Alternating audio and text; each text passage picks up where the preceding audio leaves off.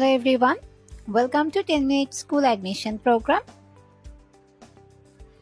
আজকে আমাদের ক্লাস হচ্ছে রাসায়নিক পরিবর্তন রসায়ন ফার্স্ট পেপারের চতুর্থ অধ্যায়। আর এই ক্লাসে আমি তোমাদের সাথে আছি রাক্কান আফসারা তুষি।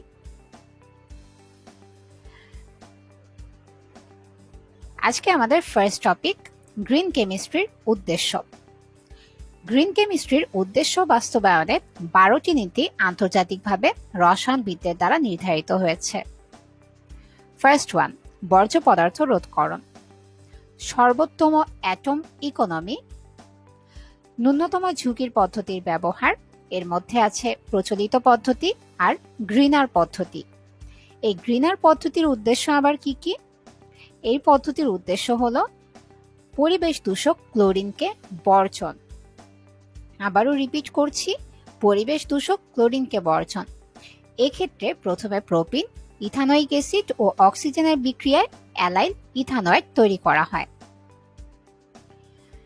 নিরাপদ কেমিক্যাল পরিকল্পনা, নিরাপদ দ্রাবক ব্যবহার, বিক্রিয়ায় শক্তি দক্ষতা পরিকল্পনা, নবায়নযোগ্য কাঁচামাল ব্যবহার, ন্যূনতম উপজাতক, প্রভাবন প্রয়োগ, প্রাকৃতিক রূপান্তর পরিকল্পনা, যথাসময়ে দূষণ নিয়ন্ত্রণ, আর লাস্ট ওয়ান দুর্ঘটনা প্রতিরোধ। তাহলে পুরোটা আরেকবার রিপিট করছি। ফার্স্ট ওয়ান, বর্জ্য পদার্থ রোধকরণ। সর্বোত্তম অ্যাটম ইকোনমি, ন্যূনতম ঝুঁকির পদ্ধতির ব্যবহার, যার মধ্যে রয়েছে প্রচলিত আর গ্রিনার পদ্ধতি। নিরাপদ কেমিক্যাল পরিকল্পনা, নিরাপদ দ্রাবক ব্যবহার, বিক্রিয়ার শক্তি দক্ষতা পরিকল্পনা, নবায়নযোগ্য কাঁচামাল ব্যবহার, ন্যূনতম উপজাতক, প্রভাবন প্রয়োগ, প্রাকৃতিক রূপান্তর পরিকল্পনা, যথাসময়ে দূষণ নিয়ন্ত্রণ আর দুর্ঘটনা প্রতিরোধ। গ্রিন কেমিস্ট্রি সহায়ক 3টি নীতি সমর্থক, যেমন বর্জ্য পদার্থ রোধকরণ, সর্বোত্তম অ্যাটম ইকোনমি অর্জন, ন্যূনতম ঝুঁকির পদ্ধতি ব্যবহার অনুসরণ।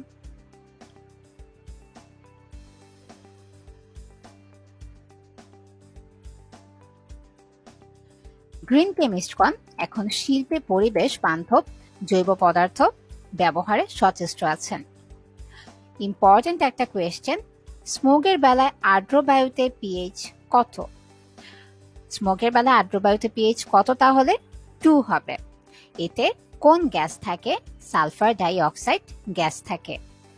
এই স্মোক শব্দটি স্মোক ও ফগ থেকে সৃষ্টি। পরিবেশে স্মোক সৃষ্টি হলে লোক ব্রঙ্কাইটিস ও নিউমোনিয়া আক্রান্ত হয়। গ্রিনার শিল্প প্রক্রিয়ায় দ্রাবক রূপে অনুদ্বায়ী জৈব দ্রাবক ব্যবহার, অজলীয় আয়নিক দ্রাবক উদ্ভাবন, জৈব দ্রাবকবিহীন উৎপাদন পদ্ধতি আর পানি ব্যবহার ভিত্তিক পদ্ধতি। তাহলে গ্রিনার শিল্প প্রক্রিয়ায় দ্রাবক রূপে কি কি? অনুদ্বায়ী জৈব দ্রাবক ব্যবহার, অজলীয় আয়নিক দ্রাবক উদ্ভাবন, জৈব দ্রাবকবিহীন উৎপাদন পদ্ধতি আর পানি ব্যবহার ভিত্তিক পদ্ধতি। আর স্মোকের বেলায় আর্দ্র বায়ুতে পিএইচ কত? 2। কোন গ্যাস থাকে? Sulphur die oxide. এখন আমরা পড়ব একমুখী আর উভমুখী বিক্রিয়া কাকে বলে। একমুখী বিক্রিয়া কোনো বিক্রিয়ার সমস্ত বিক্রিয়ক পদার্থ যখন উৎপাদে পরিণত হয়, অর্থাৎ বিক্রিয়াটি শুধু সম্মুখ দিকে ঘটতে থাকে, তখন এই বিক্রিয়াটিকে বলা হয় একমুখী বিক্রিয়া। যেমন পটাশিয়াম ক্লোরাইডকে উত্তপ্ত করলে তা বিযোজিত হয়ে পটাশিয়াম ক্লোরাইড ও অক্সিজেন গ্যাস উৎপন্ন করে। কিন্তু এখন যদি আমরা আবার এই পটাশিয়াম ক্লোরাইড আর অক্সিজেনের বিক্রিয়া করি, তাহলে কিন্তু এটা আর বিপরীত দিকে বিক্রিয়া করছে না, অর্থাৎ এটা থেকে পটাশিয়াম ক্লোরাইড উৎপন্ন হচ্ছে না। তাই এটা যেহেতু এখানে পটাশিয়াম ক্লোরাইডকে উত্তাপে বিযোজিত করলে পটাশিয়াম ক্লোরাইড আর অক্সিজেন উৎপন্ন হচ্ছে, তাই এটা হচ্ছে একটা একমুখী বিক্রিয়া। এবার উভমুখী বিক্রিয়া।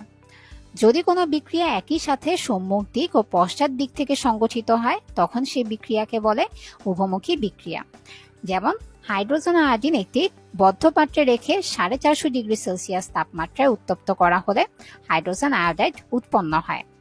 আবার একইভাবে যদি আমরা হাইড্রোজেন আয়োডাইডকে একটা বদ্ধ পাত্রে রেখে 450 ডিগ্রি সেলসিয়াস তাপমাত্রায় উত্তপ্ত করি, তখন তা থেকে হাইড্রোজেন আর আয়োডিন উৎপন্ন হয়। তাই এটি হচ্ছে উভমুখী বিক্রিয়া। অর্থাৎ বদ্ধ পাত্রে হাইড্রোজেন ও আয়োডিন গ্যাসের বিক্রিয়া হচ্ছে উভমুখী বিক্রিয়া। এখন আমরা পড়ব আরেকটা ইম্পর্টেন্ট টপিক, উভমুখী বিক্রিয়ার বৈশিষ্ট্য।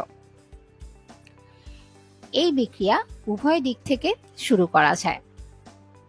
এই বিক্রিয়াগুলো সম্পূর্ণ হয় না, অর্থাৎ বিক্রিয়কের শতভাগ উৎপাদে অথবা উৎপাদের শতভাগ বিক্রিয়কে পরিণত হয় না। এই বিক্রিয়াগুলো সাম্য অবস্থায় আসার প্রবণতা আছে। এই বিক্রিয়াকে সমীকরণ আকারে লিখতে সমান চিহ্নের পরিবর্তে উভমুখী দুটি তীর চিহ্ন ব্যবহার করা হয়। এই ধরনের বিক্রিয়ার সম্মুখ বিক্রিয়ার হার পশ্চাৎমুখী বিক্রিয়ার হারের সমান হলে বিক্রিয়াটি সাম্য অবস্থায় উপনীত হয়। এখন আমরা পড়ব উভমুখী বিক্রিয়াকে একমুখী করার উপায়। তাহলে এখানে ফার্স্ট যেই পয়েন্ট আছে যে খোলা পাত্রে বা উন্মুক্ত স্থানে বিক্রিয়া করে। বিক্রিয়ক সমূহ যদি কঠিন বা তরল হয় এবং একটা উৎপাদ যদি গ্যাসীয় হয় তাহলে তা বিক্রিয়া স্থল থেকে সহজেই অপসারিত হয়। যেমন এখানে ক্যালসিয়াম কার্বনেটের বিযোজন বন্ধ পাত্রে উভমুখী বিক্রিয়া, কিন্তু খোলা পাত্রে এই বিক্রিয়া ঘটালে কার্বন ডাই অক্সাইড বিক্রিয়া স্থল থেকে অপসারিত হয়। তাহলে খোলা পাত্রে বিক্রিয়াটি তখন হয়ে যায় একমুখী বিক্রিয়া। সেকেন্ড পয়েন্ট, বিক্রিয়াজাত অধক্ষেপ আলাদা করে। একটা উৎপাদ দ্রবণ হতে অধক্ষিপ্ত হলে বিক্রিয়াটি হয় একমুখী বিক্রিয়া। যেমন সোডিয়াম ক্লোরাইডের দ্রবণে সিলভার নাইট্রেট যোগ করলে সেখানে সিলভার ক্লোরাইডের অধক্ষেপ সৃষ্টি হয়, ফলে সিলভার ক্লোরাইড বিক্রিয়া পরিবেশ থেকে পৃথক হয়ে পড়ে আর বিক্রিয়াটি হয় তখন একমুখী বিক্রিয়া। এরপর থার্ড পয়েন্ট, রাসায়নিকভাবে উৎপাদকে বিক্রিয়া স্থল থেকে আলাদা করে। যেমন ইথাইল অ্যাসিটেটের সাথে পানির বিক্রিয়ায় ইথাইল অ্যালকোহল আর অ্যাসিটিক অ্যাসিড উৎপন্ন হয় আর তখন বিক্রিয়াটি থাকে উভমুখী বিক্রিয়া। কিন্তু এখানে আমরা যদি H2O এর বদলে সোডিয়াম হাইড্রোক্সাইড যোগ করি তখন বিক্রিয়াটি হয়ে যাবে একমুখী বিক্রিয়া আর উৎপন্ন হবে এখানে ইথাইল অ্যাসিটেটের বদলে সোডিয়াম অ্যাসিটেট। তাহলে আমরা উভমুখী বিক্রিয়াকে একমুখী করার তিনটা উপায় জেনে গেলাম। কি কি? খোলা পাত্রে বা উন্মুক্ত স্থানে বিক্রিয়া করে, বিক্রিয়াজাত অধক্ষেপ আলাদা করে, আর রাসায়নিকভাবে উৎপাদকে বিক্রিয়া স্থল থেকে আলাদা করে। আর এই ক্ষেত্রে যেটা ইম্পর্ট্যান্ট তা হচ্ছে বন্ধ পাত্রে ক্যালসিয়াম কার্বনেটের বিযোজন উভমুখী বিক্রিয়া আর খোলা পাত্রে এই বিক্রিয়া ঘটালে হয়ে যাবে তা একমুখী বিক্রিয়া। এখন আমাদের নেক্সট টপিক, বিক্রিয়ার হার।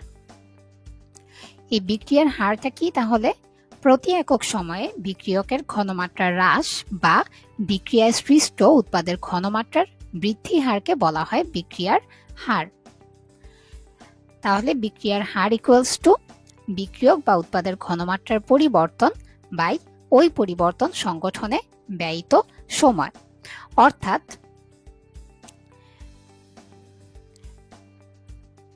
মাইনাস ডিসি বাই ডিটি বা dx by dt equals to বিক্রিয়ার হার। আর এর একক কি হবে? Mole per litre per second. তাহলে বিক্রিয়ার হারটা কি? প্রতি একক সময় বিক্রিয়কের ঘনমাত্রা হ্রাস বা বিক্রিয়ায় সৃষ্ট উৎপাদের ঘনমাত্রা বৃদ্ধির হার। আর এর একক কি? মোল পার লিটার পার সেকেন্ড। সূত্র: বিক্রিয়ার হার বিক্রিয়কের মোলার ঘনমাত্রার সমানুপাতিক এবং তা বিক্রিয়কের ঘনমাত্রার ঘাত রূপে আসে। যেমন সাধারণ বিক্রিয়া মতে এখানে Na থেকে উৎপাদ উৎপন্ন হলো আর, তাহলে বিক্রিয়ার হার কি হবে? এই এ বিক্রিয়কের মোলার ঘনমাত্রার সমানুপাতিক এবং এন এই বিক্রিয়কের ঘনমাত্রার ঘাত রূপে আসে। এবার বিক্রিয়ার হার বা গতি সমীকরণ। পরীক্ষালব্ধ ফলাফল ভিত্তিক যেই সমীকরণ দ্বারা বিক্রিয়ার হার বা বেগ ও বিক্রিয়কের ঘনমাত্রার সম্পর্ক প্রকাশ করা হয় তাকে বিক্রিয়ার হার বা গতি সমীকরণ বলে। বিক্রিয়ার হার ধ্রুবক। একক মোলার ঘনমাত্রার বিক্রিয়ক সমূহের বিক্রিয়ার হারকে সেই বিক্রিয়ার হার ধ্রুবক বলে। আবারও রিপিট করছি, একক মোলার ঘনমাত্রার বিক্রিয়ক সমূহের হারকে সেই বিক্রিয়ার হার ধ্রুবক বলে। একে আপেক্ষিক বিক্রিয়ার হারও বলা হয়। বিক্রিয়ার হার ধ্রুবকের বৈশিষ্ট্য।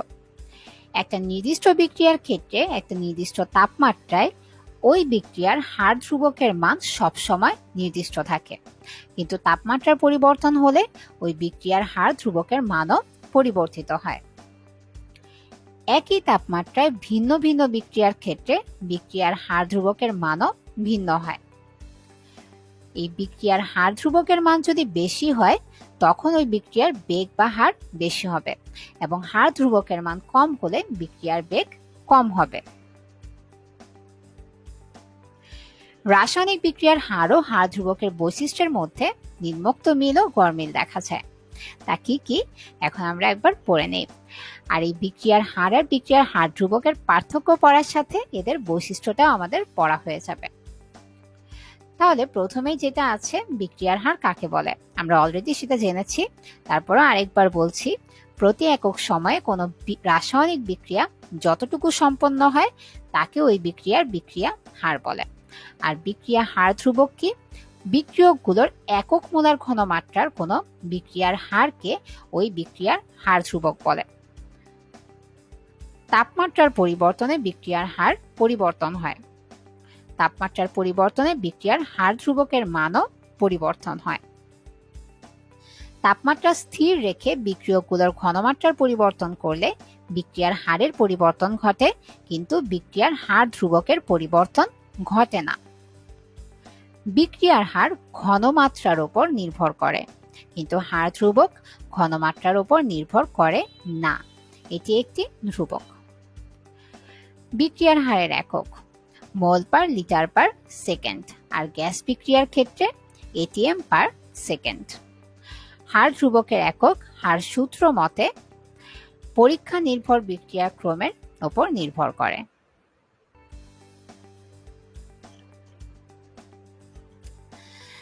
1850 খ্রিস্টাব্দে বিজ্ঞানী এল উইটমি কর্তৃক প্রমাণিত হয়েছে বিক্রিয়ার হার বা গতিবেগ প্রধানত বিক্রিয়ক সমূহের ঘনমাত্রার উপর নির্ভর করে। যে কোনো বিক্রিয়ার হার নির্দিষ্ট নয়, বরং সময়ের বিপরীতে মোলার ঘনমাত্রার উপর নির্ভরশীল। তাহলে বিক্রিয়ার গতিবেগ বা হার কি?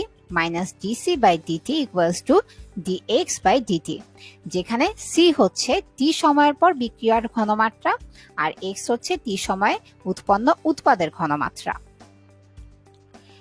ডাইনাইট্রোজেন পেন্টাঅক্সাইড অর্থাৎ N2O5।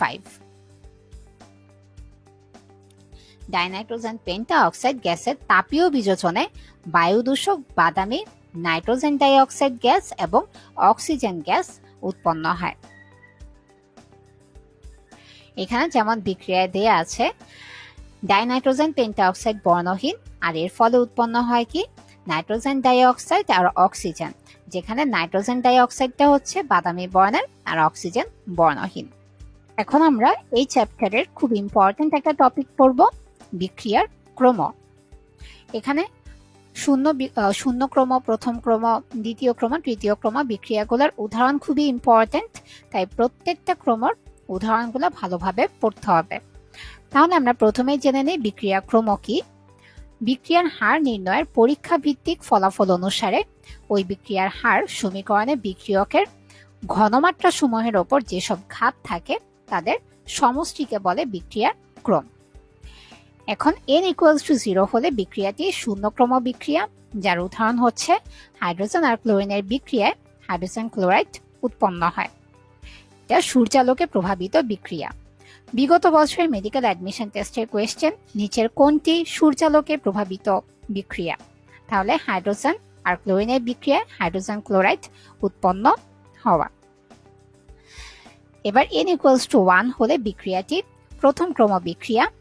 এর বিক্রিয়ার হার কোনো একটি বিক্রিয়কের ঘনমাত্রার প্রথম ঘাতের উপর নির্ভরশীল। যেমন নাইট্রোজেন পেন্টাঅক্সাইড থেকে নাইট্রোজেন ডাইঅক্সাইড আর অক্সিজেন উৎপন্ন হয়। এরপর N=2 হলে দ্বিতীয় ক্রম বিক্রিয়া। এর বিক্রিয়ার হার একটি বা দুটি বিক্রিয়কের ঘনমাত্রার দ্বিতীয় ঘাতের উপর নির্ভরশীল। যেমন হাইড্রোজেন আর আয়োডিনের বিক্রিয়ায় হাইড্রোজেন আয়োডাইড উৎপন্ন হয়, এটি দ্বিতীয় ক্রম বিক্রিয়া। এবার N=3 হলে তা তৃতীয় ক্রম বিক্রিয়া। এই বিক্রিয়ার হার একটি বা দুটি বিক্রিয়কের ঘনমাত্রার তৃতীয় ঘাতের উপর নির্ভরশীল। যেমন নাইট্রিক অক্সাইড আর অক্সিজেনের বিক্রিয়ায় নাইট্রোজেন ডাইঅক্সাইড উৎপন্ন হয়, আবার নাইট্রিক অক্সাইড আর ক্লোরিনের বিক্রিয়ায় NaCl উৎপন্ন হয়। এই দুইটা বিক্রিয়া হলো তৃতীয় ক্রম বিক্রিয়া। তাহলে এখানে যেটা সবচেয়ে ইম্পর্টেন্ট তা হচ্ছে হাইড্রোজেন আর আয়োডিনের বিক্রিয়ায় হাইড্রোজেন আয়োডাইড উৎপন্ন হয়, এটা কোন ক্রম বিক্রিয়া? দ্বিতীয় ক্রম বিক্রিয়া। আর একটা হচ্ছে শূন্য ক্রম বিক্রিয়া কোনটি? হাইড্রোজেন আর ক্লোরিনের বিক্রিয়ায় হাইড্রোজেন ক্লোরাইড উৎপন্ন হয়, আর এটি সূর্যালোকে প্রভাবিত বিক্রিয়া। এখন আমরা পড়ব বিক্রিয়ার হারের উপর প্রভাব বিস্তারকারী নিয়ামক সমূহ। প্রথমেই আছে তাপমাত্রা। সোডিয়াম থায়োসালফেট এবং হাইড্রোক্লোরিক অ্যাসিডের বিক্রিয়ার ক্ষেত্রে দেখা যায় যে 20 ডিগ্রি সেলসিয়াস তাপমাত্রায় সালফারের অধঃক্ষেপ হার যত হয়, 30 ডিগ্রি সেলসিয়াস তাপমাত্রায় সালফারের অধঃক্ষেপণ হার দ্বিগুণের বেশি হয়। বিক্রিয়ার হারের উপর তাপমাত্রার প্রভাব ও এর ব্যাখ্যা। 1889 খ্রিস্টাব্দে বিজ্ঞানী এস আরহেনিয়াস সর্বপ্রথম বিক্রিয়ার হারের উপর তাপমাত্রার প্রভাব অনুধাবন করেন। তিনি প্রমাণ করেন যে সাধারণত 10 ডিগ্রি সেলসিয়াস তাপমাত্রা বৃদ্ধির জন্য প্রায় সব বিক্রিয়ার হার দ্বিগুণ বা 3 গুণ বৃদ্ধি পায়। বিগত বছরের মেডিকেল অ্যাডমিশন টেস্টের কোয়েশ্চেন, সাধারণত 10 ডিগ্রি সেলসিয়াস তাপমাত্রা বৃদ্ধির জন্য বিক্রিয়ার হার কত গুণ বৃদ্ধি পায়? অ্যান্সার কি হবে? 2 বা 3 গুণ। আবার এখানে কত তাপমাত্রা বৃদ্ধির জন্য সব বিক্রিয়ার হার দ্বিগুণ বা 3 গুণ বৃদ্ধি পায়? অ্যান্সার কি হবে? 10 ডিগ্রি সেলসিয়াস তাপমাত্রা বৃদ্ধির জন্য। এর কারণ কি? কারণ তাপমাত্রা বৃদ্ধির সাথে বিক্রিয়ক অণু বা আয়নগুলোর গতিবেগ বৃদ্ধি পায়, ফলে অণুগুলোর মধ্যে সংঘর্ষের হার বৃদ্ধি পায়। অধিকতর সংখ্যক বিক্রিয়ক অণু বিক্রিয়ার জন্য প্রয়োজনীয় সক্রিয়ণ শক্তি লাভ করে বিক্রিয়ায় অংশগ্রহণ করে থাকে। তাহলে 10 ডিগ্রি সেলসিয়াস তাপমাত্রা বৃদ্ধির জন্য প্রায় সব বিক্রিয়ার হার দ্বিগুণ বা 3 গুণ কেন বৃদ্ধি পায়? কারণ তাপমাত্রা বৃদ্ধি করলে বিক্রিয়ক অণু বা আয়নগুলোর গতিবেগ বৃদ্ধি পায়, গতিবেগ বৃদ্ধি পেলে সংঘর্ষের হার বৃদ্ধি পায়, আর অধিকতর সংখ্যক বিক্রিয়ক অণু বিক্রিয়ার জন্য প্রয়োজনীয় সক্রিয়ণ শক্তি লাভ করে বিক্রিয়ায় অংশগ্রহণ করে থাকে। এবার আমরা পড়ব বিক্রিয়ার হারের উপর চাপের প্রভাব। গ্যাসীয় মাধ্যমে বিক্রিয়ার ক্ষেত্রে চাপ বৃদ্ধি করলে তখন গ্যাসের আয়তন সংকুচিত হয়। এতে অল্প আয়তনে তুলনামূলকভাবে বেশি সংখ্যক গ্যাসীয় অণু থাকে, ফলে পদার্থের ঘনমাত্রা বৃদ্ধি পায়, আর ঘনমাত্রা বৃদ্ধির সাথে গ্যাসের অণুগুলোর মধ্যে সংঘর্ষ মাত্রা বৃদ্ধি পায়, তাই বিক্রিয়ার হারও বৃদ্ধি পায়। তাহলে গ্যাসীয় মাধ্যমে যদি আমরা চাপ বৃদ্ধি করি তখন গ্যাসের আয়তন সংকুচিত হবে, ফলে অল্প আয়তনে তুলনামূলকভাবে বেশি সংখ্যক গ্যাসীয় অণু থাকে। এতে পদার্থের ঘনমাত্রা বৃদ্ধি পায়, ঘনমাত্রা বৃদ্ধি পেলে সংঘর্ষ মাত্রা বৃদ্ধি পায়, ফলে বিক্রিয়ার হারও বৃদ্ধি পায়। এবার বিক্রিয়কের ঘনমাত্রা। ভরক্রিয়ার সূত্র অনুসারে কোন বিক্রিয়ার হার এর বিক্রিয়কের ঘনমাত্রার সমানুপাতিক। সময় অতিক্রমের সাথে বিক্রিয়কের ঘনমাত্রার হ্রাস ঘটে। এখন আমরা পড়ব সক্রিয়ণ শক্তি। তাহলে এই সক্রিয়ণ শক্তি পড়ার আগে আমরা জেনে নিব যে সক্রিয়ণ শক্তিটা কি। কোন বিক্রিয়ায় বিক্রিয়ক পদার্থ উৎপাদ পদার্থে পরিণত হওয়ার কালে বিক্রিয়ার অণু বা কণাগুলোতে একটা ন্যূনতম শক্তির প্রয়োজন হয়। বিক্রিয়াকালে বিক্রিয়কের প্রয়োজনীয় এই ন্যূনতম শক্তিকে বলা হয় সক্রিয়ণ শক্তি বা অ্যাক্টিভ এনার্জি। তাহলে এই সক্রিয়ণ শক্তির মান যদি বেশি হয় তখন কি হবে? তখন এই শক্তি অর্জন করা কষ্টকর হয় বলে এই শক্তি অর্জনকারী বস্তুকণার সংখ্যাও তত কম হয়, ফলে বিক্রিয়ার গতি কমে যায়। আর সক্রিয়ণ শক্তির মান যদি কম হয় তখন তুলনামূলকভাবে সহজে অধিক সংখ্যক বস্তুকণা এই শক্তি অর্জন করে এবং বিক্রিয়ার গতি বেড়ে যায়। তাহলে এক কথায় যদি আমরা বলি যে সক্রিয়ণ শক্তি বেশি হলে কি হবে, বিক্রিয়ার গতি কমে যাবে, আর সক্রিয়ণ শক্তির মান যদি কম হয় তখন বিক্রিয়ার গতি বেড়ে যাবে। যেই সব বিক্রিয়ার সক্রিয়ণ শক্তি কম সেই সব বিক্রিয়া সহজে কম তাপমাত্রায় ঘটে, আর যেই সব বিক্রিয়ার সক্রিয়ণ শক্তি বেশি সেগুলোর ক্ষেত্রে উচ্চ তাপমাত্রার প্রয়োজন হয়। এখন আমরা পড়ব তাপ উৎপাদী ও তাপহারী বিক্রিয়ার ক্ষেত্রে সক্রিয়ণ শক্তি। তাহলে এই ক্ষেত্রে আমরা ফার্স্টে জানব তাপ উৎপাদী আর তাপহারী বিক্রিয়া কাকে বলে। যেই সব বিক্রিয়ার বিক্রিয়কের শক্তি উৎপন্ন দ্রব্যের শক্তির চেয়ে বেশি হয় সেই সব ক্ষেত্রে অতিরিক্ত শক্তি নির্গত হয়। এই ধরনের বিক্রিয়াকে বলা হয় তাপ উৎপাদী বিক্রিয়া। আর যদি বিক্রিয়কের শক্তি উৎপাদের শক্তির চেয়ে কম হয় তখন বিক্রিয়ার তাপ শোষিত হয়, আর এই ধরনের বিক্রিয়াকে বলা হয় তাপহারী বিক্রিয়া। তাপ উৎপাদী বিক্রিয়া নির্গত তাপ বা তাপহারী বিক্রিয়া এই শোষিত তাপকে বিক্রিয়া তাপ বা এনথালপির পরিবর্তন বলে, যাকে প্রকাশ করা হয় ডেল এইচ দিয়ে। এখানে যেমন প্রথম চিত্রে আমরা দেখতে পাচ্ছি যে বিক্রিয়কের শক্তি উৎপাদের শক্তি থেকে বেশি, তাই ডেল এইচ লেস দেন 0, অর্থাৎ তাপ উৎপাদী বিক্রিয়া ডেল এইচ হবে ঋণাত্মক। আর দ্বিতীয় চিত্রে আমরা দেখতে পাচ্ছি যে বিক্রিয়কের শক্তি উৎপাদের শক্তি থেকে কম, অর্থাৎ del H is greater than 0, তাহলে তাপহারী বিক্রিয়ায় ডেল এইচ হবে ধনাত্মক। রাসায়নিক বিক্রিয়ার সংঘর্ষ তত্ত্ব। গ্যাসীয় অবস্থায় দ্বিআণবিক বিক্রিয়ার ক্ষেত্রে সংঘর্ষ তত্ত্ব দ্বারা ব্যাখ্যা করা প্রথমত সম্ভব হলেও তা দ্রবণে বিক্রিয়ক সমূহের বেলাও সমভাবে কার্যকরী প্রমাণিত হয়। যেমন বিক্রিয়া সংগঠনের প্রথম শর্ত কি? প্রথম শর্ত হলো বিক্রিয়ায় অংশগ্রহণকারী কণাগুলো যেমন অণু পরমাণুর বা আয়নের মধ্যে সংঘর্ষ হতে হবে। দ্বিতীয় শর্ত, বিক্রিয়ক পদার্থের মধ্যে সংগঠিত সংঘর্ষ অবশ্যই একটা ন্যূনতম শক্তি সহযোগে হতে হবে। আর তৃতীয় শর্ত হলো বিক্রিয়ক পদার্থের মধ্যে সংঘর্ষ একটি নির্দিষ্ট দিক বিন্যাস সহযোগে হতে হবে। উপরোক্ত শর্তগুলোকে আর্হেনিয়াসের সমীকরণ দ্বারা প্রকাশ করা হয়, যেমন k equals to pz into e to the power minus ea by rt। এখানে k হচ্ছে হার ধ্রুবক, p হচ্ছে স্থানিক দিক বিন্যাস বা স্টেরিক ফ্যাক্টর, z হচ্ছে সংঘর্ষের হার, আর e to the power minus ea by rt হচ্ছে সক্রিয়ণ শক্তি। বড় গ্রুপের স্থানিক বিন্যাসের কারণে আক্রমণকারী বিক্রিয়ক যে বাধা পায় একে বড় গ্রুপ কর্তৃক স্থানিক বাধা বা স্টেরিক বাধা বলা হয়। তাহলে সংঘর্ষ তত্ত্বের সার কথা কি হলো যে বিক্রিয়ক কণাগুলোর মধ্যে ন্যূনতম শক্তির সংঘর্ষ ঘটবে, যা দ্বারা পুরাতন বন্ধন ভাঙবে এবং নতুন বন্ধন গড়বে। স্থানিক সঠিক দিক থেকে সংঘর্ষ ঘটতে হবে। আর এই বিক্রিয়া হার ও সক্রিয়ণ শক্তির মধ্যে সম্পর্ক কি? যে বিক্রিয়ার সক্রিয়ণ শক্তি বেশি তার গতির হার কম হবে, আর যে বিক্রিয়ার সক্রিয়ণ শক্তি কম তার গতির হার বেশি হবে। তাহলে বিক্রিয়ার হার সক্রিয়ণ শক্তি মাত্রার ব্যস্তানুপাতিক। এবার একটা ইম্পর্টেন্ট টপিক যেটা মেডিকেল অ্যাডমিশন টেস্টে আসে এই চ্যাপ্টার থেকে, তা হচ্ছে প্রভাবক। বা কোনো একটা বিক্রিয়া দেয়া থাকে সেই ক্ষেত্রে প্রভাবক কোনটা, এই টাইপের কোয়েশ্চেন আসে। তাহলে আমরা প্রথমে জানবো প্রভাবক কি। যেসব রাসায়নিক পদার্থ বিক্রিয়কের সংস্পর্শে উপস্থিত থেকে রাসায়নিক বিক্রিয়ার গতি বৃদ্ধি বা হ্রাস করে এবং বিক্রিয়া শেষে নিজের গঠন ও ভরে অপরিবর্তিত থাকে তাকে প্রভাবক বা অনুঘটক বলে। প্রভাবকের উপস্থিতিতে বিক্রিয়ার গতি প্রভাবান্বিত করার প্রক্রিয়াকে বলে প্রভাবন। প্রভাবকের বিক্রিয়ার হার বৃদ্ধির ক্ষেত্রে নিম্নোক্ত দুটো প্রধান ভূমিকা বা বৈশিষ্ট্য রয়েছে।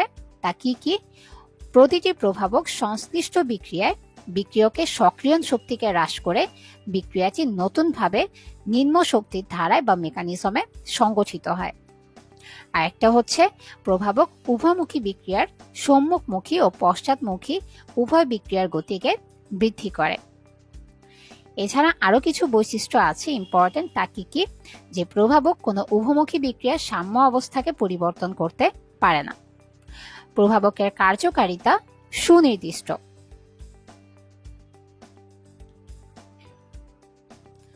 অর্থাৎ একটা নির্দিষ্ট বিক্রিয়ার জন্য একটা নির্দিষ্ট প্রভাবক ব্যবহৃত হয়। বিক্রিয়া শেষে প্রভাবকের ভরের বা গঠনের কোনো পরিবর্তন হয় না। সামান্য পরিমাণ প্রভাবকে বিক্রিয়ার বেগ কাঙ্ক্ষিত মানে বৃদ্ধি বা হ্রাস করতে পারে। বিক্রিয়ার ক্ষেত্রে প্রভাবক একটি সরলতম বিকল্প পথ সৃষ্টি করে যাতে সক্রিয়ণ শক্তি হ্রাস পায়। এবার কার্যভিত্তিক প্রভাবক সমূহকে নিম্নোক্ত 4 শ্রেণীতে ভাগ করা যায়। প্রথমে কি আছে? ধনাত্মক প্রভাবক। যে প্রভাবক কোনো রাসায়নিক বিক্রিয়ার স্বাভাবিক গতিকে আরো বৃদ্ধি করে তাকে ধনাত্মক প্রভাবক বলে। এই বিষয়টিকে ধনাত্মক প্রভাবন বলে।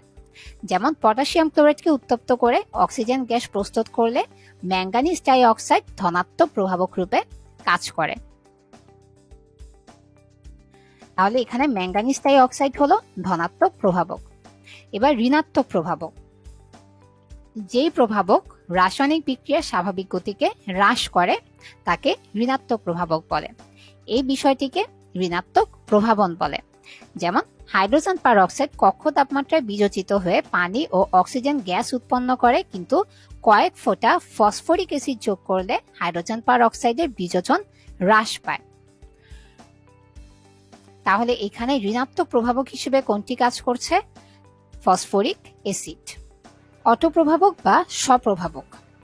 কোন রাসায়নিক বিক্রিয়ায় উৎপন্ন পদার্থের একটি নিজেই প্রভাবক ধর্ম সম্পন্ন হয় এবং তা নিজেই ওই বিক্রিয়ার গতিকে বৃদ্ধি করে, তাকে বলা হয় অটোপ্রভাবক। আর এই বিষয়টিকে বলে অটোপ্রভাবন। যেমন অক্সালিক অ্যাসিডের দ্রবণে সালফিউরিক অ্যাসিড মিশ্রিত পটাশিয়াম পারম্যাঙ্গানেট যোগ করলে এই পটাশিয়াম পারম্যাঙ্গানেটের গোলাপি বর্ণ ধীরে ধীরে দূর হয়, কিন্তু কিছুক্ষণ পর দেখা যায় যে কিছু ম্যাঙ্গানাস আয়ন উৎপন্ন হওয়ায় পটাশিয়াম পারম্যাঙ্গানেটের গোলাপি বর্ণ দ্রুত দূর হয়। তাহলে এখানে এই ম্যাঙ্গানেট সালফেট থেকে উৎপন্ন এই ম্যাঙ্গানাস আয়ন স্বপ্রভাবক বা অটোপ্রভাবক হিসেবে কাজ করে। এরপর আবিষ্ট প্রভাবক। কোন বিক্রিয়ার একটি বিশেষ বিক্রিয়কের প্রভাবে তার উপর বিক্রিয়কের সাথে তৃতীয় কোনো পদার্থের বিক্রিয়া ঘটে, কিন্তু পৃথকভাবে তাদের মধ্যে কোনো বিক্রিয়া ঘটে না, তখন ওই বিশেষ বিক্রিয়কটিকে পরের বিক্রিয়ার আবিষ্ট প্রভাবক বলে। আর এইরূপ ক্রিয়াকে বলে আবিষ্ট প্রভাবন। যেমন সোডিয়াম সালফাইডের দ্রবণে অক্সিজেন গ্যাস চালনা করলে সোডিয়াম সালফাইড জারিত হয়ে সোডিয়াম সালফেট উৎপন্ন হয়, কিন্তু অনুরূপ অবস্থায় সোডিয়াম আর্সেনাইড অক্সিজেনে জারিত হয় না। অথচ সোডিয়াম সালফাইড ও আর্সেনাইটের মিশ্র দ্রবণে অক্সিজেন গ্যাস চালনা করলে উভয়ই জারিত হয়। এক্ষেত্রে তাহলে সোডিয়াম সালফাইড হলো আবিষ্ট প্রভাবক। তাহলে আমরা যদি সবগুলা উদাহরণ আরেকবার দেখি, তাহলে ধনাত্মক প্রভাবক কি? Manganese die oxide. ঋণাত্মক প্রভাবক ফসফরিক অ্যাসিড। এরপর অটোপ্রভাবক বা স্বপ্রভাবক ম্যাঙ্গানাস আয়ন। আর আবিষ্ট প্রভাবক সোডিয়াম সালফাইড। এবার প্রভাবক সহায়ক বা প্রভাবক প্রমোটর। যেসব রাসায়নিক পদার্থের উপস্থিতিতে বা প্রভাবে বিক্রিয়ায় ব্যবহৃত কোনো প্রভাবকের প্রভাবন ক্ষমতা বৃদ্ধি পায় তাদেরকে প্রভাবক সহায়ক বা প্রভাবক প্রমোটর বলে। হেবার পদ্ধতিতে নাইট্রোজেন ও হাইড্রোজেন গ্যাস থেকে অ্যামোনিয়া উৎপাদনকালে লৌহর চূর্ণ প্রভাবকের সাথে সামান্য পরিমাণে মলিবডেনাম ধাতুর গুঁড়া মিশানো হলে লৌহ প্রভাবকের প্রভাবন ক্ষমতা বৃদ্ধি পায়। তাহলে এই ক্ষেত্রে আয়রন প্রভাবকের সহায়ক বা প্রমোটর কোনটি? মলিবডেনাম ধাতু। প্রভাবক বিষ। যেসব রাসায়নিক পদার্থের উপস্থিতিতে বিক্রিয়ায় ব্যবহৃত কোনো প্রভাবকের প্রভাবন ক্রিয়া হ্রাস অথবা একবারে বন্ধ হয়ে যায় তাদেরকে সংশ্লিষ্ট প্রভাবকের বিষ বলে। সাধারণত ধুলাবালি, সালফার গুঁড়া, আর্সেনিক অক্সাইড ইত্যাদি প্রভাবক বিষ রূপে কাজ করে। বিগত বছরের মেডিকেল অ্যাডমিশন টেস্টের কোয়েশ্চেন যে প্রভাবক বিষ কোনটি? অপশনে দেয়া ছিল ধুলাবালি অথবা সালফার গুঁড়া বা আর্সেনিক অক্সাইড। তাহলে এই তিনটার মধ্যে যেটা দেয়া থাকবে সেটাই হবে প্রভাবক বিষ। স্পর্শ পদ্ধতিতে সালফার ডাই অক্সাইড গ্যাস থেকে সালফার ট্রাই অক্সাইড গ্যাস উৎপাদনকালে সালফার ডাই অক্সাইড গ্যাসের সাথে সামান্য পরিমাণে আর্সেনিক অক্সাইড উপস্থিত থাকলে তখন ওই বিক্রিয়ায় ব্যবহৃত প্লাটিনাম প্রভাবকের প্রভাবন ক্রিয়াকে হ্রাস করে। এক্ষেত্রে আর্সেনিক অক্সাইড প্রভাবক বিষ রূপে কাজ করে। বিক্রিয়ক, উৎপাদ ও ব্যবহৃত প্রভাবকের ভৌত অবস্থা ভিত্তিক প্রভাবক সমূহকে কয় শ্রেণীতে ভাগ করা যায়? 2 শ্রেণীতে। কি কি? সমসত্ব প্রভাবন আর অসমসত্ব প্রভাবন। তাহলে সমসত্ব প্রভাবন কি? যেই প্রভাবনের ক্ষেত্রে প্রভাবক সহ বিক্রিয়ার সব পদার্থ একই ফেজ বা ভৌত অবস্থায় বর্তমান থাকে তাকে বলে সমসত্ব প্রভাবন। এক্ষেত্রে প্রভাবক, বিক্রিয়ক, উৎপাদ সবই গ্যাস বা তরল অবস্থায় থাকে। যেমন গ্যাসীয় দশার ক্ষেত্রে লেট প্রকোষ্ঠ পদ্ধতিতে সালফিউরিক অ্যাসিড উৎপাদনে নাইট্রিক অক্সাইড প্রভাবকের উপস্থিতিতে বায়ুমণ্ডলীয় অক্সিজেন দ্বারা সালফার ডাই অক্সাইডের জারণ ঘটে। এই একটা লাইনে 3টা কোয়েশ্চেন আছে। তা কি কি? লেট প্রকোষ্ঠ পদ্ধতিতে কোনটি উৎপাদন করা যায়? Sulphuric acid. লেট প্রকোষ্ঠ পদ্ধতিতে সালফিউরিক অ্যাসিড উৎপাদনে কোনটি প্রভাবক হিসেবে ব্যবহার করা হয়? Nitric oxide. এই ক্ষেত্রে কোনটির জারণ ঘটে? সালফার ডাই অক্সাইডের। আবার লেট প্রকোষ্ঠ পদ্ধতিতে সালফিউরিক অ্যাসিড উৎপাদন কোন ধরনের প্রভাবনের অন্তর্ভুক্ত? সমসত্ব প্রভাবনের অন্তর্ভুক্ত। তাহলে এই 2টা লাইন থেকে কিন্তু 4 রকম ভাবে কোয়েশ্চেন আসার সম্ভাবনা আছে। তাই এই প্রভাবনগুলা খুব ভালো মতো পড়তে হবে, সাথে উদাহরণগুলা। তরল দশার ক্ষেত্রে সুক্রোজ বা ইক্ষু চিনির আদ্র বিশ্লেষণে কোনটি প্রভাবক হিসেবে কাজ করে? মেডিকেল অ্যাডমিশন টেস্টের খুবই কমন একটা কোয়েশ্চেন। কোনটি? খনিজ অ্যাসিড প্রভাবক হিসেবে কাজ করে। এই ক্ষেত্রে প্রভাবক, বিক্রিয়ক এবং উৎপাদ সবই তরল দশায় বর্তমান আছে, তাই এটি একটি সমসত্ব প্রভাবন। তাহলে আরেকবার রিপিট করছি যে লেট প্রকোষ্ঠ পদ্ধতিতে সালফিউরিক অ্যাসিড উৎপাদনের প্রভাবক কোনটি? Nitric oxide. কোনটির জারণ ঘটে? সালফার ডাই অক্সাইডের জারণ ঘটে। আর এই ক্ষেত্রে প্রভাবক, বিক্রিয়ক, উৎপাদ 3টি হচ্ছে গ্যাসীয় অবস্থায় থাকে, তাই সমসত্ব প্রভাবন হয়। আবার তরল দশার ক্ষেত্রে সুক্রোজ বা ইক্ষু চিনির আদ্র বিশ্লেষণে কোনটি প্রভাবক হিসেবে কাজ করে? খনিজ অ্যাসিড। এক্ষেত্রেও প্রভাবক, বিক্রিয়ক, উৎপাদ সবই তরল দশায় বর্তমান আছে, তাই এটি সমসত্ব প্রভাবন।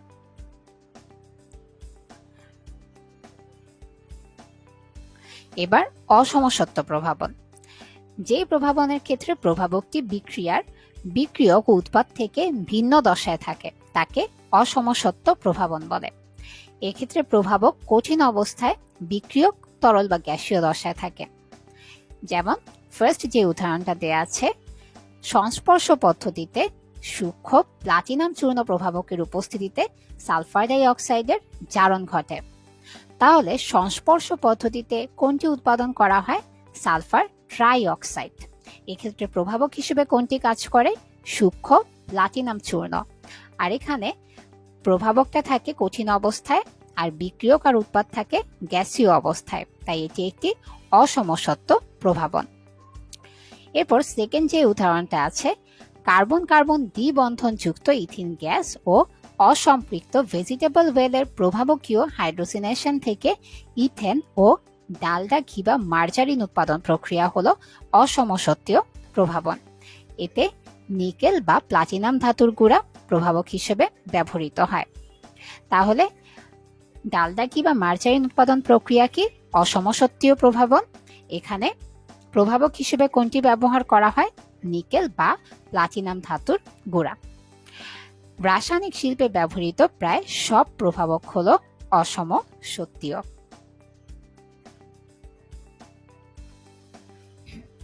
প্রভাবনের ক্রিয়া কৌশল। প্রকৃতপক্ষে প্রভাবক সমূহ বিভিন্ন প্রক্রিয়ার মাধ্যমে প্রভাবন কাজ করে। এইসব প্রক্রিয়াকে 2টি ভাগে ভাগ করা যায়। একটা হচ্ছে অন্তর্গত যৌগ গঠন প্রক্রিয়া, আর একটা হচ্ছে অধিশোষণের মাধ্যমে প্রভাবন। এখন আমরা পড়ব বাণিজ্যিক শিল্পে অসমসত্বীয় ও সমসত্বীয় প্রভাবকের ব্যবহার। এই ছকটার মধ্যে শিল্পের ধাপ ভিত্তিক ব্যবহার, আর এতে ব্যবহৃত প্রভাবক আর বিক্রিয়া, এই 3টা কলাম খুবই ইম্পর্ট্যান্ট। তাহলে আমরা প্রথমে শুরু করি অসমসত্বীয় গ্যাসীয় যেটা দেয়া আছে, সালফার ডাই অক্সাইড আর অক্সিজেন বিক্রিয়া করে সালফার ট্রাই অক্সাইড উৎপন্ন করে। এক্ষেত্রে ব্যবহৃত প্রভাবক কি? প্লাটিনাম বা ভ্যানাডিয়াম পেন্টা অক্সাইড। স্পর্শ পদ্ধতিতে সালফিউরিক অ্যাসিড উৎপাদনের দ্বিতীয় ধাপে। তাহলে স্পর্শ পদ্ধতিতে সালফিউরিক অ্যাসিড উৎপাদনের দ্বিতীয় ধাপে কোনটি প্রভাবক হিসেবে ব্যবহৃত হয়? প্লাটিনাম বা ভ্যানাডিয়াম পেন্টা অক্সাইড। বা এভাবেও কোয়েশ্চেনটা আসে যে স্পর্শ পদ্ধতিতে কোনটি উৎপাদন করা হয়? Sulphuric acid. অ্যামোনিয়া আর অক্সিজেনের বিক্রিয়ায় নাইট্রিক অক্সাইড আর H2O উৎপন্ন হয়। এক্ষেত্রে ব্যবহৃত প্রভাবক কি? প্লাটিনাম আর রোডিয়াম। অসওয়াল্ড পদ্ধতিতে নাইট্রিক অ্যাসিড উৎপাদনে প্রথম ধাপে। তাহলে অসওয়াল্ড পদ্ধতিতে কোনটি উৎপাদন করা হয়? Nitric acid. আর অসওয়াল্ড পদ্ধতিতে নাইট্রিক অ্যাসিড উৎপাদনের প্রথম ধাপে ব্যবহৃত প্রভাবক কি? প্লাটিনাম ও রোডিয়াম। নাইট্রোজেন আর হাইড্রোজেনের বিক্রিয়ায় অ্যামোনিয়া উৎপন্ন হয়। এক্ষেত্রে ব্যবহৃত প্রভাবক আয়রন, পটাশিয়াম অক্সাইড আর অ্যালুমিনিয়াম অক্সাইড। হেবার পদ্ধতিতে অ্যামোনিয়া উৎপাদনে। তাহলে হেবার পদ্ধতিতে কোনটি উৎপন্ন হয়? অ্যামোনিয়া। 4 নম্বর পয়েন্ট, মিথেন আর H2O এর বিক্রিয়ায় কার্বন মনোক্সাইড এবং হাইড্রোজেন উৎপন্ন হয়। এক্ষেত্রে ব্যবহৃত প্রভাবক কি? নিকেল। স্টিম অ্যালকেন রিফর্মিং পদ্ধতিতে হাইড্রোজেন সংশ্লেষণে। আবারও বলছি, স্টিম অ্যালকেন রিফর্মিং পদ্ধতিতে হাইড্রোজেন সংশ্লেষণে। তাহলে স্পর্শ পদ্ধতিতে সালফিউরিক অ্যাসিড উৎপাদনের দ্বিতীয় ধাপে প্লাটিনাম বা ভ্যানাডিয়াম পেন্টা অক্সাইড। অসওয়াল্ড পদ্ধতিতে নাইট্রিক অ্যাসিড উৎপাদনে প্লাটিনাম ও রোডিয়াম। হেবার পদ্ধতিতে কোনটি উৎপাদন করা হয়? অ্যামোনিয়া। এক্ষেত্রে প্রভাবক কি? Iron, potassium oxide, aluminium oxide. Steam alkane reforming পদ্ধতিতে হাইড্রোজেন সংশ্লেষণে ব্যবহৃত প্রভাবক কোনটি? নিকেল। সমসত্বীয় বিক্রিয়ায় এক্ষেত্রে প্রোপাইলিন অক্সাইড সংশ্লেষণে ব্যবহৃত প্রভাবক মলিবডেনাম কমপ্লেক্স। আর এডিপোনাইট্রাইলের ক্ষেত্রে ব্যবহৃত প্রভাবক নিকেল বা ফসফরাস যৌগ।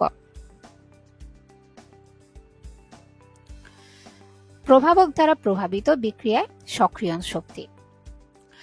প্রভাবন এমন একটি রাসায়নিক পদার্থ যার উপস্থিতিতে প্রভাবন এমন একটা রাসায়নিক পদার্থ যার উপস্থিতি বিক্রিয়ার সক্রিয়ণ শক্তি হ্রাস করে এবং একে সরলতর বিক্রিয়া পথ প্রদান করে।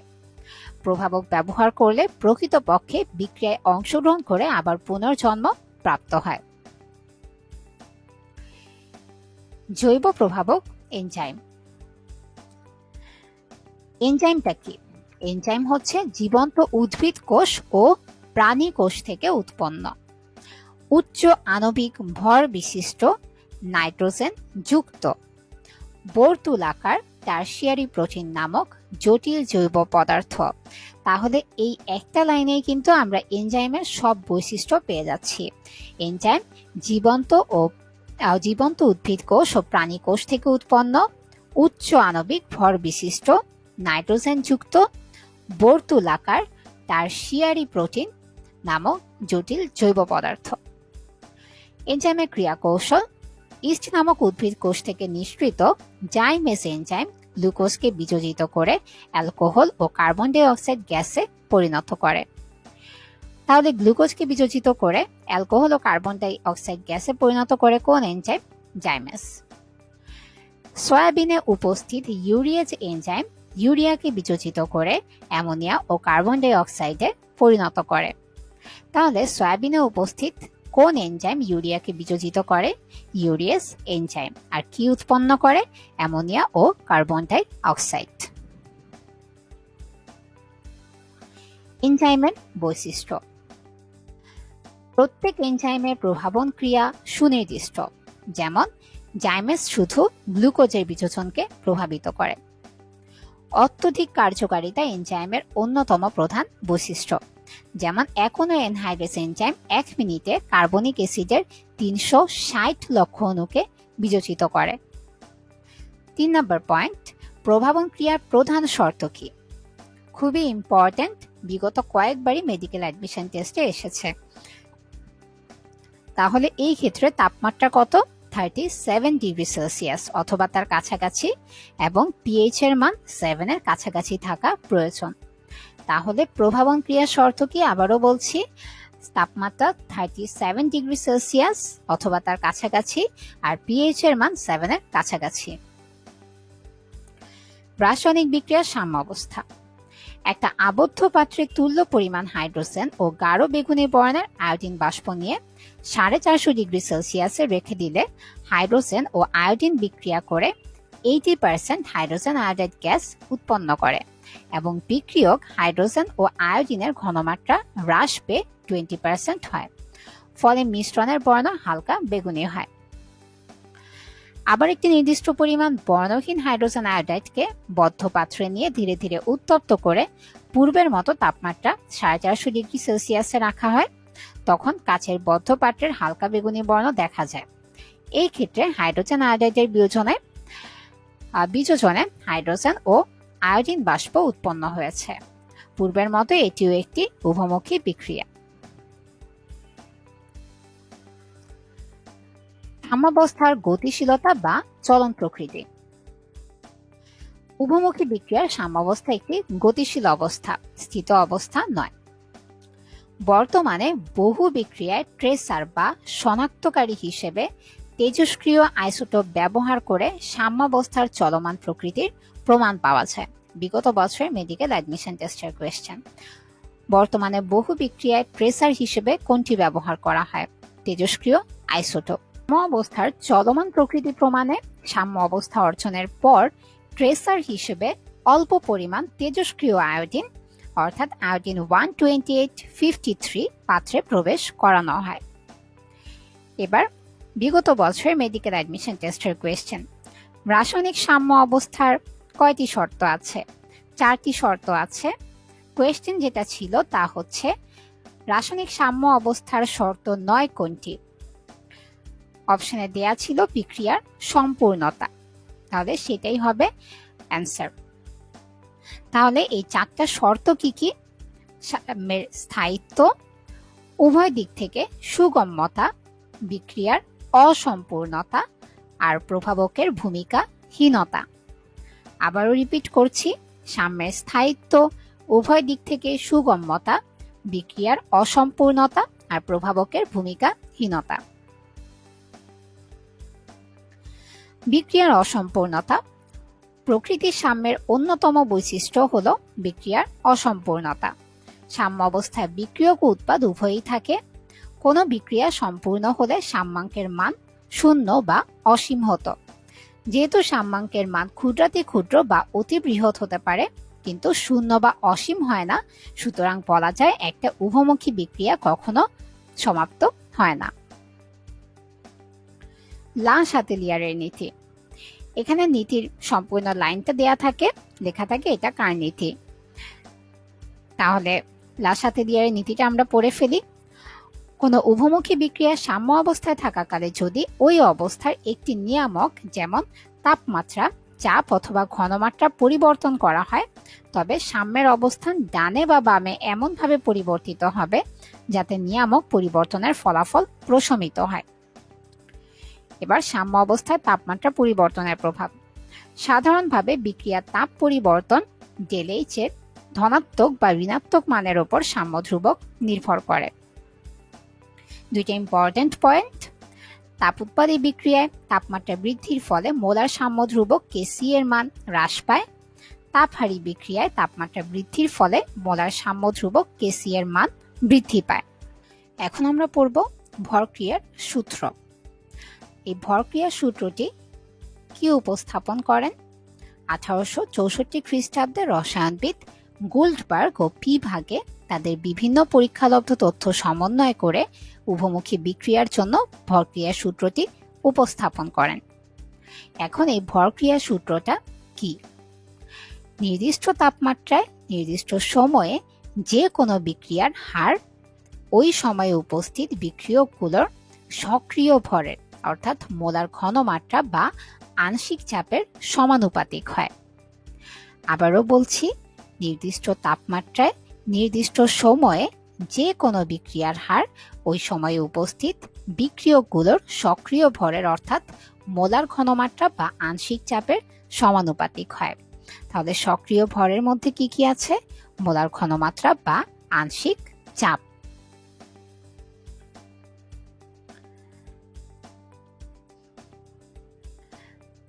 বিক্রিয়ার সাম্য ধ্রুবক কেসি, কেপি। তাহলে প্রথমেই আমরা জানব যে সাম্য ধ্রুবক কি। স্থির তাপমাত্রা ও স্থির চাপে একটা উভমুখী বিক্রিয়ায় উৎপন্ন পদার্থসমূহের সক্রিয় ভর যেমন মোলার ঘনমাত্রা বা আংশিক চাপের গুণফল এবং বিক্রিয়ক সমূহের সক্রিয় ভরের গুণফলের অনুপাত একটি স্থির রাশি হয়ে থাকে, আর এই রাশিকে বলে সাম্য ধ্রুবক। সাম্য ধ্রুবক কয় প্রকার? দুই প্রকার। একটা হচ্ছে মোলার সাম্য ধ্রুবক কেসি, আর একটা হচ্ছে আংশিক চাপে সাম্য ধ্রুবক যাকে প্রকাশ করা হয় কে পি দিয়ে। তাহলে মোলার সাম্য ধ্রুবক কেসিটা কি? কোনো উভমুখী বিক্রিয়ার সাম্য অবস্থায় ভরক্রিয়ার সূত্র মতে উৎপাদ সমূহের মোলার ঘনমাত্রার গুণফল ও বিক্রিয়ক সমূহের মোলার ঘনমাত্রার গুণফলের অনুপাত হলো মোলার সাম্য ধ্রুবক। একে প্রকাশ করা হয় কেসি দিয়ে, আর এর কোনো একক নেই। আংশিক চাপে সাম্য ধ্রুবক। উভমুখী বিক্রিয়ার পদার্থসমূহ গ্যাসীয় হলে তাদের প্রত্যেকের সক্রিয় ভর আংশিক চাপ পি দ্বারা প্রকাশ করা যায়। ভরক্রিয়ার সূত্র মতে উভমুখী বিক্রিয়ার উৎপাদ সমূহের আংশিক চাপের গুণফল ও বিক্রিয়ক সমূহের আংশিক চাপের গুণফলের অনুপাতকে ওই বিক্রিয়ার আংশিক চাপ বলে, আংশিক চাপ সাম্য ধ্রুবক বলে। তাহলে মোলার সাম্য ধ্রুবকটা কি? উৎপাদ সমূহের মোলার ঘনমাত্রার গুণফল আর বিক্রিয়ক সমূহের মোলার ঘনমাত্রার গুণফলের অনুপাত। আর আংশিক চাপের সাম্য ধ্রুবক কেপিটা কি? এটা হচ্ছে উৎপাদ সমূহের আংশিক চাপের গুণফল আর বিক্রিয়ক সমূহের আংশিক চাপের গুণফলের অনুপাত। গ্যাস মিশ্রণের কোনো উপাদান গ্যাসের আংশিক চাপ বলতে ওই উপাদানের মোল ভগ্নাংশ ও গ্যাস মিশ্রণের মোট চাপের গুণফলকে বোঝায়। তাহলে আংশিক চাপ বলতে কি বোঝায়? ওই উপাদানের মোল ভগ্নাংশ ও গ্যাস মিশ্রণের মোট চাপের গুণফল। এখন আমরা জানব কেসি ও কেপি এর মধ্যে সম্পর্কটা কি। কেসি ও কেপি এর মান শূন্য বা অসীম হতে পারে না। কারণ কি? কারণ কেসি ও কেপি এর মান যদি শূন্য হতে হয় তাহলে উৎপাদের পরিমাণ শূন্য হতে হবে, যা উভমুখী বিক্রিয়ার সাম্য অবস্থায় অসম্ভব। আর কেসি আর কেপি এর মান যদি অসীম হতে হয় সেই ক্ষেত্রে বিক্রিয়কের পরিমাণ শূন্য হতে হবে, এটাও উভমুখী বিক্রিয়ার সাম্য অবস্থায় অসম্ভব। তাই কেসি আর কেপি এর মান শূন্য বা অসীম হতে পারে না। এবার এদের মধ্যে সম্পর্কটাকে যা দিয়ে প্রকাশ করা হয় তা হচ্ছে Kp equals to Kc into R T to the power del N. এখানে অপশনে অনেক সময় দেয়া থাকে যে Kc equals to Kp R T to the power del N, এটা যেন ভুল না হয়। এটা স্টার্টিংটা কি দিয়ে হবে? কেপি দিয়ে হবে। Kp equals to Kc R T to the power del N. আর এখানে ডেল এন ইকুয়ালস টু কি? L plus M minus A plus B, অর্থাৎ বিক্রিয়াকালে বিক্রিয়ক ও উৎপাদের মোল সংখ্যার পরিবর্তন বা উৎপাদ সমূহের মোল সংখ্যা মাইনাস বিক্রিয়ক সমূহের মোল সংখ্যা। তাহলে এখন যদি বিক্রিয়ায় উৎপাদ ও বিক্রিয়ক সমূহের মোল সংখ্যার কোনো পরিবর্তন না ঘটে, অর্থাৎ ডেল এন ইকুয়ালস টু যদি 0 হয়, তখন কি হবে? তখন এখানে ডেল এন যদি আমরা 0 বসাই, Kp equals to Kc R T to the power 0, অর্থাৎ কেপি ইকুয়ালস টু হবে কেসি।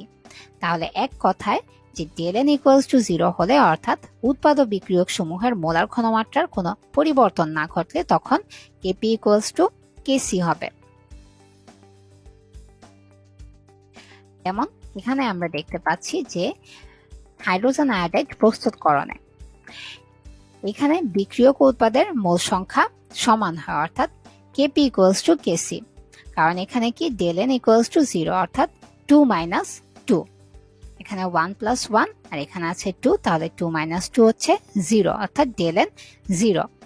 তাহলে এই ক্ষেত্রে আমরা যদি দেখি যে প্রাথমিক অবস্থায় হাইড্রোজেনের a মোল, আয়োডিনের b মোল আর হাইড্রোজেন আয়োডাইডের 0 মোল, এরপর আলফা মোল বিযোজিত হয়ে সাম্য অবস্থায় a মাইনাস আলফা মোল, আয়োডিনের b মাইনাস আলফা মোল আর হাইড্রোজেন আয়োডাইডের 2 আলফা মোল হলো।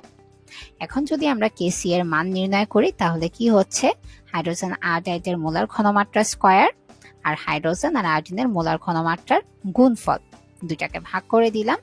তখন কি এখানে আমরা মানগুলা বসাবো, হাইড্রোজেন আয়োডাইডের 2 alpha square a minus alpha into b minus alpha.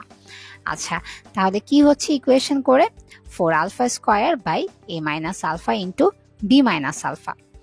এখন আমরা যদি এটাকে সরাসরি বলি যে বিক্রিয়ক উৎপাদের মোল সংখ্যা সমান হয়, তখন Kc এর মান কি হবে, বা কোয়েশ্চেন যদি আসে যে del n equals to 0 হলে Kc এর মান কত হবে, অথবা এভাবেও আসতে পারে যে কোনো একটা বিক্রিয়া দেয়া আছে এরকম, তখন তোমাকে বলা থাকলো এর Kc এর মান কত।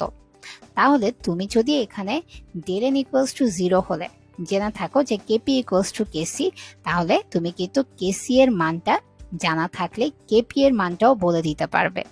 একসাথে তুমি দুইটা পেরে যাবে, সাথে তোমার বিক্রিয়া করে এত কিছুও করা লাগছে না।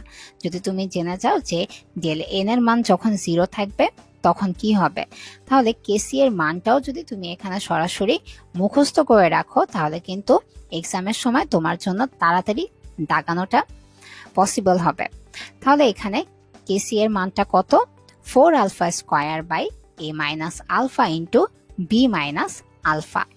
তাহলে আমরা যদি একটি সামারি করি যে del n equals to 0 হলে, অর্থাৎ বিক্রিয়ক ও উৎপাদের মোল সংখ্যা যখন সমান হবে, তখন Kp equals to Kc, আর তখন Kc এর মান কি হবে, 4 alpha square by a minus alpha into b minus alpha. আর যেহেতু Kp equals to Kc, Kp এর মানও কি হবে, 4 alpha square by a minus alpha into b minus alpha. এবার বিক্রিয়ক উৎপাদের মোল সংখ্যা যখন পরিবর্তিত হয়, অর্থাৎ Kp not equals to Kc হয়, তখন কি হবে, এখানে যেমন দেখা যাচ্ছে যে ডাইনাইট্রোজেন টেট্রাঅক্সাইডের বিযোজনে, যেমন প্রাথমিক অবস্থায় ডাইনাইট্রোজেন টেট্রাঅক্সাইডের আলফা মোল আর নাইট্রোজেন ডাইঅক্সাইডের 0 মোল, এরপর এখানে হচ্ছে ডাইনাইট্রোজেন টেট্রাঅক্সাইডের a মোল আর নাইট্রোজেন ডাইঅক্সাইডের হচ্ছে 0 মোল। তাহলে আলফা মোল বিযোজিত হয়ে সাম্য অবস্থায় কি হচ্ছে, a মাইনাস আলফা মোল আর নাইট্রোজেন ডাইঅক্সাইডের হচ্ছে 2 আলফা মোল।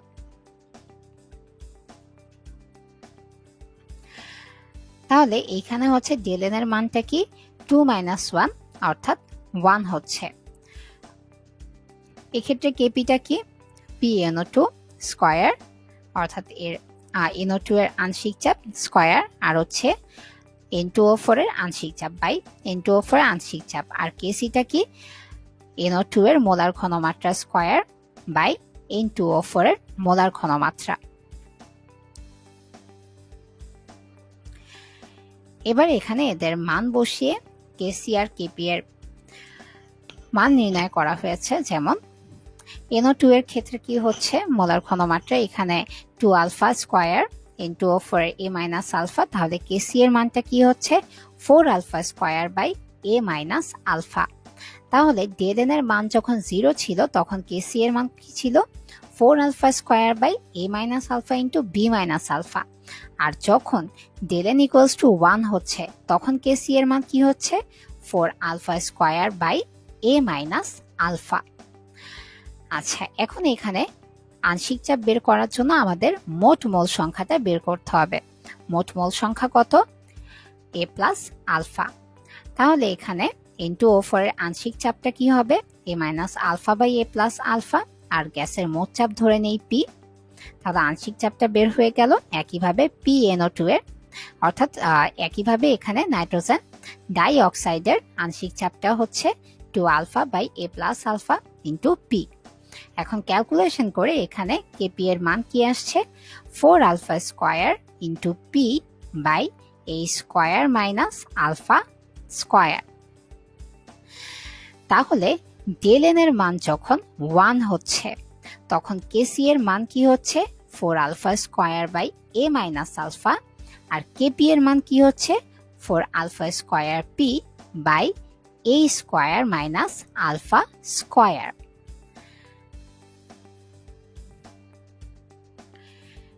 এখন আমরা কেপি এর তাৎপর্য পড়ব। আলফা এ ও পি জানা থাকলে সহজেই কেপি নির্ণয় করা যায়। এই ক্ষেত্রে চাপ বাড়ালে কেপি এর মান ধ্রুব রাখার জন্য বিযোজনের পরিমাণ আলফা হ্রাস পাবে।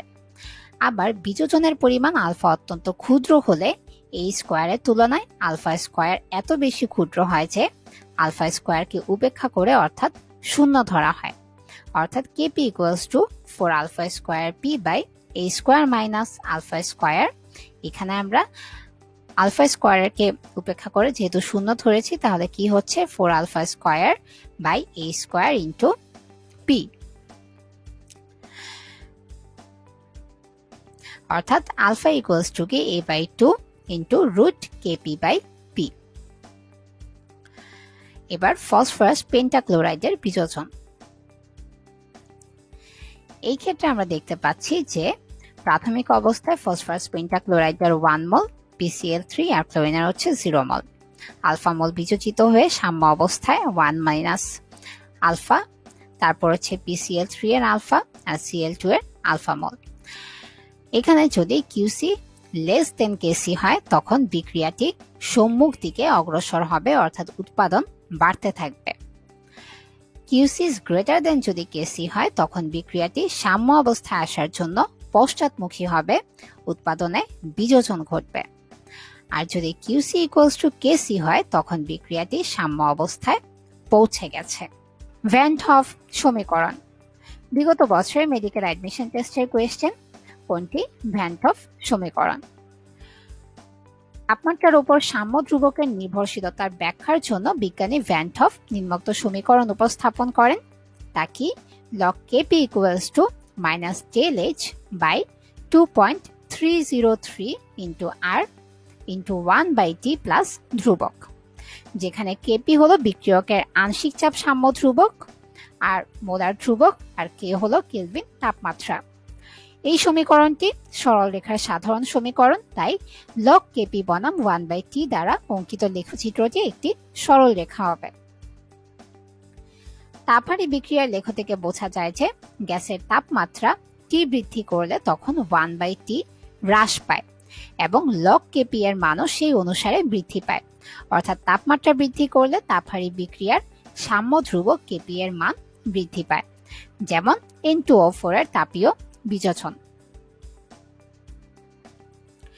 আবার তাপ উৎপাদী বিক্রিয়ার লেখ থেকে বোঝা যায় যে গ্যাসের তাপমাত্রা T বৃদ্ধি করলে তখন 1 by T এর মান হ্রাস পায় এবং log Kp এর মানও হ্রাস পায়।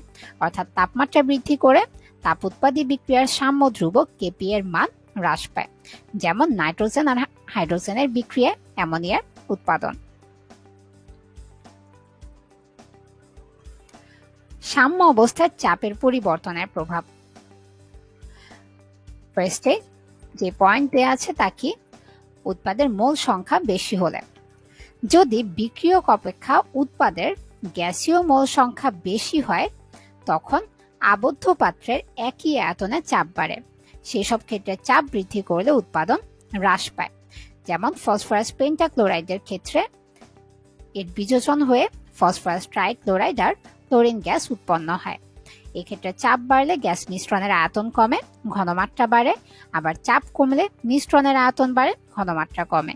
তাহলে বিক্রিয়া অনুপাত কি হবে? QC equals to PCl3 এর মোলার ঘনমাত্রা ইন্টু ক্লোরিনের মোলার ঘনমাত্রা বাই হচ্ছে PCl5 এর মোলার ঘনমাত্রা। আর এ থেকে জানা যায় যে যদি চাপ বাড়ার ফলে আয়তন অর্ধেক করা হয় তখন ঘনমাত্রা দ্বিগুণ হয়। এক্ষেত্রে QC এর রাশিমালার লব অংশে দুটি বিক্রিয়কের ঘনমাত্রার গুণফল 4 গুণ হয়, কিন্তু হর অংশের ঘনমাত্রা হয় দ্বিগুণ। তখন QC গ্রেটার দেন হয় KC।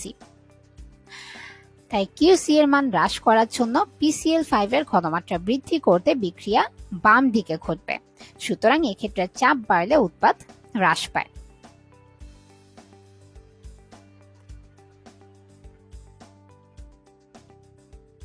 উৎপাদের মোল সংখ্যা কম হলে, যে বিক্রিয়ায় বিক্রিয়ক অপেক্ষা উৎপাদের গ্যাসীয় মোল সংখ্যা কম হয় সেখানে চাপ বাড়ালে বিক্রিয়া সামনের দিকে অগ্রসর হবে।